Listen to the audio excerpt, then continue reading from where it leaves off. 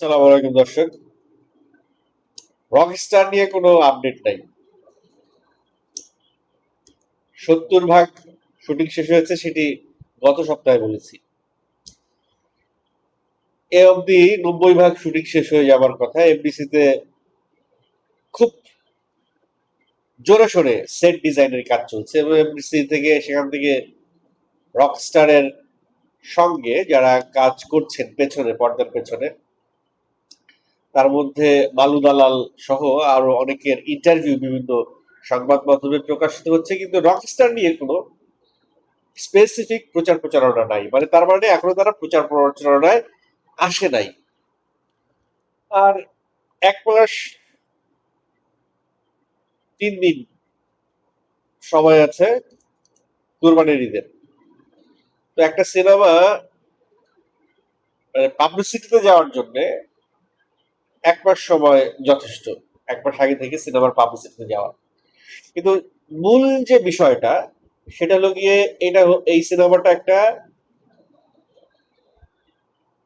Instrumental film বা musical film, মানে গান নির্ভর একটা সিনেমা হতে যাচ্ছে রকস্টার।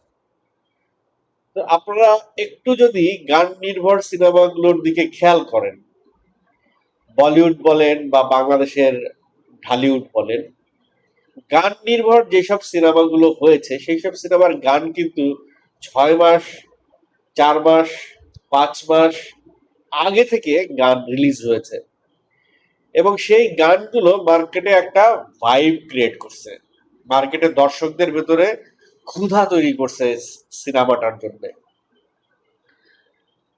প্রিন্স বা তাণ্ডব বা এর আগে রিসেন্ট শাকিব খানের যে কটা সিনেমা রিলিজ হয়েছে, প্রত্যেকটা সিনেমা ব্যর্থ হয়েছে 2 থেকে 3 মাস আগে গান রিলিজ করতে। এবং রকস্টারও সেই কাতারেই ফেলতে পারি আমরা, কারণ 1 মাস 3 দিন আছে, সো রকস্টারও ব্যর্থ 2-3 মাস আগে গান রিলিজ করতে।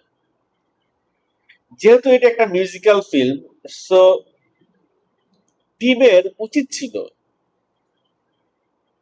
রকস্টারের গান 1 মাস বা 1.5 মাস আগে রিলিজ দেয়া। যদিও একটা গানের কথা আর একটা গানের স্টিল ফুটেজ দিয়ে একটা ফটো কার্ড ছেড়েছিল পরিচালকের পেজে, সেটা নিয়ে অনেক সমালোচনা হয়েছে। তারপরে তারা ওই যে টিমের যারা ব্যাক এন্ডে কাজ করে তাদের ইন্টারভিউ থেকে শুনলাম যে তারা অনেক প্রস্তুতি নিয়ে একেবারে এমন ভাবে প্রচারণা করবে যেখানে কেউ কোনো কোশ্চেন তুলতে পারবে না, একেবারে স্যাটিসফাইড হয়ে তারা রিলিজ দিবে, যাই রিলিজ দেবে, সেটা সিনেমা হোক, সিনেমার গান হোক, সিনেমার প্রমোশনাল হোক।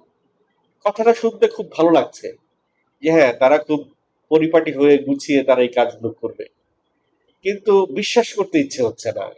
কারণ গত শাকিব খানের যে কয়েকটা সিনেমা রিলিজ হয়েছে গত ঈদে, 2 ঈদে, 2-3 ঈদে, প্রত্যেকটা ঈদের ছবিতেই পাবলিসিটিতে প্রযোজনা প্রতিষ্ঠান দর্শকদের ধোঁকা দিয়েছে এবং দর্শকরা শাকিব খানকে খুব ভালোবাসে, তাই সেই ধোঁকা তারা হজম করে গেছে। হজম এমন ভাবে করে গেছে যে এটা নিয়ে তারা কারো সঙ্গে কথাই বলে নাই। দু একটা কন্টেন্ট ক্রিয়েটর দেখলাম তাদের নিজের উদ্যোগে এই সিনেমায় সানি, তারপরে আরো কে কে যারা গান গেয়েছে তাদের ইন্টারভিউ করছে।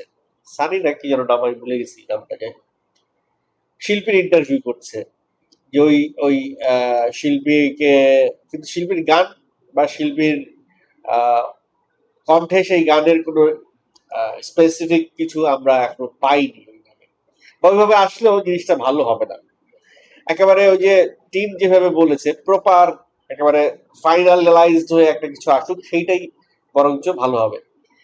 কিন্তু তারা কয়েকদিন আগে ওই ওই টিমের মাধ্যমে কয়েকদিন আগে তারা আনঅফিসিয়ালি একটা ঘোষণা দিছে যে একটা অ্যানিমেশন টিজার আসতেছে। এই প্রথম বাংলাদেশে একটা অ্যানিমেশন টিজার আসতেছে, যে টিজার, যেরকম টিজার বাংলাদেশে আর কেউ আর কোনো সিনেমার ক্ষেত্রে হয় নাই, এই শাকিব খানের সিনেমার ক্ষেত্রে প্রথমবার হবে। তো সেই অ্যানিমেশন টিজারেরও কিন্তু কোনো খবর নেই। ধরে নিচ্ছি তাদের যেহেতু শুটিংই শেষ হয় নাই, তাই তারা প্রমোশনালে খুব একটা মাথা ব্যথা করছে না, মাথা ব্যথা হচ্ছে না এটা নিয়ে। কিন্তু একটা সিনেমায়, বিশেষ করে মিউজিক্যাল ফিল্মে, প্রমোশনালটা কিন্তু খুবই ইম্পর্টেন্ট, খুবই ইম্পর্টেন্ট। একটা মিউজিক্যাল ফিল্মের মিউজিকই যদি ভালো না হয়, দেখেন এখানে আবার একটা ডিমেরিটসও রয়ে যায়। যদি আগে আগে মিউজিক রিলিজ দিয়ে দেয়, একটা গান বা দুইটা গান রিলিজ দিয়ে দেয়, সেই গান যদি দর্শক রিসিভ না করে, তাহলে আবার সিনেমার প্রতি মানুষের আকর্ষণটা কমে যাবে। তো এই ক্ষেত্রেই আমি দেখছি ম্যাক্সিমাম ডিরেক্টর রিস্ক নিতে চায় না, ইভেন শাকিব খানের সিনেমার প্রমোশনালও প্রোমোও দিতে চায় না, ট্রেলারও দিতে চায় না, একটা কোন রকম টিজার বা ফোরকাস্ট দিয়ে সিনেমা রিলিজ দিয়ে দেয়।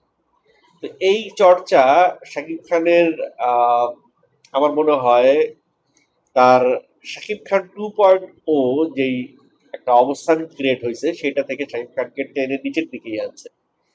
যেখানে শাহরুখ খানের কিং নিয়ে 2 বছর আগে থেকে পোস্টার রিলিজ হয়ে যায়, আলোচনা শুরু হয়ে যায়, মানে সেটা নিয়ে অনেক প্রমোশনাল তারা দেয়া শুরু করে।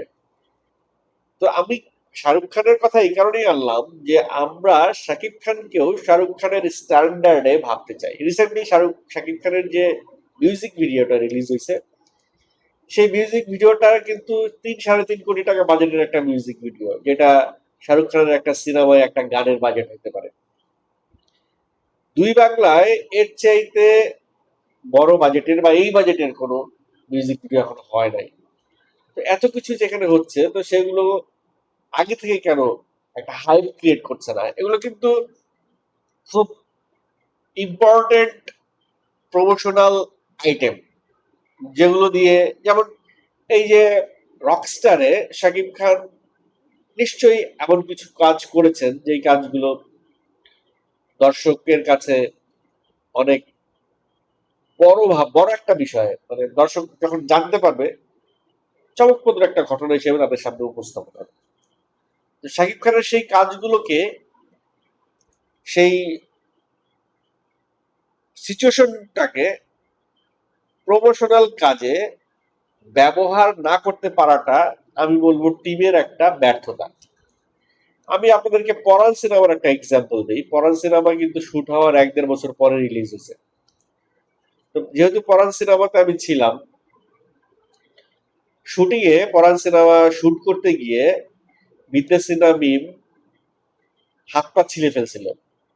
মানে একটা মারামারির দৃশ্য ছিল, টানা হেঁচড়ার দৃশ্য ছিল, একেবারে পিচ ঢালা রাস্তায় শরীফুল রাজ মিমকে ধরে টানা হেঁচড়া করে, এতে করে পা ছিলে যায়। আর মিম এমনি সুন্দরী একটা মেয়ে, লাল দুধে আলতায় গায়ের রং, তো চামড়া ছিলে যাওয়ার পরে রক্ত টক্ত ব্লিডিং, সবকিছু মিলিয়ে একটা একটা ডিফারেন্ট এনভায়রনমেন্ট তৈরি হয়ে গেছে, এবং ওইটাই কিন্তু একটা প্রমোশনাল আইটেম।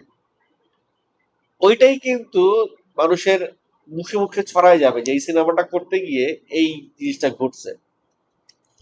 তো অবভিয়াসলি শাকিব খান রকস্টার করতে গিয়ে, কারণ শাকিব খানের জন্য এটাই বোধহয় ফার্স্ট মিউজিক্যাল ফিল্ম শাকিব খানের লাইফে, এবং একটা মিউজিক্যাল ফিল্মে মিনিমাম 6 থেকে 7টা গান থাকতে হবে, যেহেতু গান নির্ভর একটা সিনেমা।